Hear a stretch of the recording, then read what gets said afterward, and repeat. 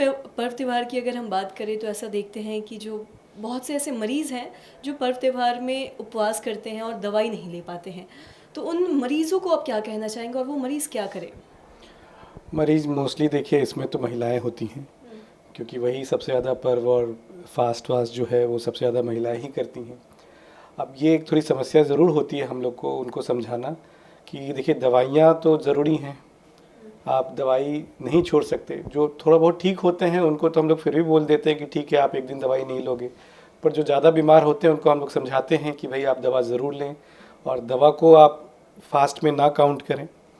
और ख़ासकर एक ये मैं बताना चाहूँगा कि जो दमा या सीओपीडी के पेशेंट होते हैं, सांस की बीमारी होती है जिनको, और जिनको इन्हेलर चल रहा होता है, तो देखिए इन्हेलर एक ऐसी चीज़ है जो आप मुंह में नहीं लेते हैं, ठीक है, आपको उसको खाना नहीं पड़ता है, पीना नहीं पड़ता है। इन्हेलर जो है वो आपके फेफड़े में जाता है डायरेक्टली, वो पेट में नहीं जाता है। तो मैं अक्सर उनको ये कहता हूँ कि कम से कम इन्हेलर ज़रूर लेते रहें, इन्हेलर ना बंद करें, क्योंकि अगर आप फास्ट की बात करें तो आपको कुछ भी खाना अलाउड नहीं होता है। तो कोई दवा अगर सीधे लंग्स में जा रहा है और आपके पेट में नहीं जा रहा है तो आपका फास्ट उससे नहीं टूटेगा। तो एक ये सिंपल सा लॉजिक है जो मैं अक्सर लोगों को समझाने की कोशिश करता हूँ कि इन्हेलर से आपका फास्ट नहीं टूटेगा, क्योंकि इन्हेलर आप खा नहीं रहे हो, पी नहीं रहे हो, आप सांस ले रहे हो इन्हेलर से, तो वो आपके सीधे फेफड़े में जा रहा है। तो आपको वो ज़रूर लेते रहना चाहिए, वो नहीं बंद करना चाहिए, उससे आपके फास्ट पे भी कोई फ़र्क नहीं पड़ेगा। और ऐसे बहुत से त्योहार होते हैं जिसमें महिला निर्जला व्रत करती हैं, तीज हो गया, करवा चौथ हो गया, छठ हो गया। तो ऐसे में जो भी मरीज़ हैं वो अगर दवाई नहीं लेते हैं तो उनके शरीर पे क्या असर पड़ सकता है? देखिए जाहिर सी बात है, अगर कोई बीमारी है, लंबी बीमारी है जिसमें अगर दवा के बगैर कंट्रोल नहीं रहता है और वो दवा छोड़ देंगी तो उनकी बीमारी बढ़ने का डर रहेगा। और जैसे आपने कहा कि जैसे छठ पर्व है, तो छठ पर्व तो बहुत मुश्किल पर्व है और इसमें मतलब बहुत ही परिश्रम लगता है इसके अंदर। सुबह सुबह रात भर आपको जागना पड़ता है, पानी में सुबह सुबह जाना पड़ता है। तो खासकर जो सांस के या जो क्रॉनिक बीमारियां होती हैं उसमें बढ़ने का रिस्क बहुत ज़्यादा हो जाता है।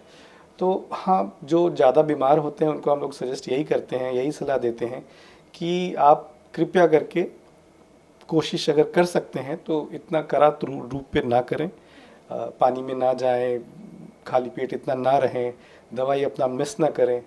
बट कई बार नहीं समझ में आता है, भाई देखो पर्व त्योहार पे आदमी बहुत ज़्यादा स्ट्रिक्ट भी नहीं बोल सकता, बहुत ज़्यादा सख्ती भी नहीं कर सकता। तो हाँ, दिक्कत होती है, पर उसका कोई ना कोई बीच का रास्ता निकाल लेना चाहिए, मरीज को भी निकालना चाहिए, डॉक्टर को भी उनको समझाना चाहिए। जी।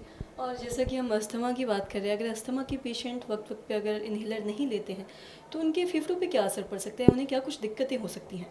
देखिए ये मैं मतलब मल्टीपल टाइम्स और मैं जहाँ भी जाता हूँ लोगों को समझाने की कोशिश करता हूँ कि जो इन्हेलर है वो बहुत सेफ़ और बहुत ही अच्छी दवा है। वो सीधे फेफड़े में जाती है, सीधे वहीं पे असर करती है, तो उसका साइड इफ़ेक्ट ना के बराबर है। और देखिए कोई भी बीमारी का अगर आप इलाज नहीं करोगे तो अल्टीमेटली क्या होगा, वो बीमारी बढ़ेगा, धीरे धीरे इतना बढ़ जाएगा कि कई बार उस पर दवाइयों का असर भी कम हो जाता है। तो जो इन्हेलर अभी आपको काम कर रहा है और आप ढंग से अपना इलाज नहीं कराएंगे, तो जैसे जिनको दमा है, मान लीजिए दमा एक रिवर्सिबल बीमारी होती है जिसमें हम दवा देते हैं, मरीज़ ठीक हो जाता है। तो अगर दमा को अगर हम प्रॉपरली ट्रीट नहीं करते हैं, ठीक से ट्रीट नहीं करते, तो आगे जाके सीओपीडी बन जाता है।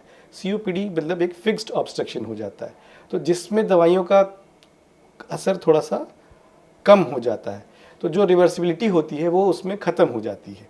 तो बीमारी बढ़ सकती है और दवाइयों का असर भी उसमें कम हो सकता है। तो इसीलिए इन्हेलर तो हम दमा के मरीज में या कोई सीओपीडी या कोई भी जिनको प्रिस्क्राइब्ड है उनको लेना चाहिए, और जैसे प्रिस्क्राइब्ड है वैसे लेना चाहिए।